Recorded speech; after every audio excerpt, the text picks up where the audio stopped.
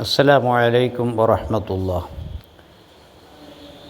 ഇന്ന് ഗൃഹവൈദ്യത്തിൽ നാം പറയുന്നത് നല്ല ഉറക്കം ലഭിക്കാനുള്ള ഒരു മാർഗമാണ്. അല്പം കരിഞ്ജീരകം എടുത്ത് നല്ലപോലെ പൊടിച്ച് അതിലല്പം തേൻ ചേർത്ത് രാത്രി കിടക്കുന്ന സമയം കുടിക്കുക.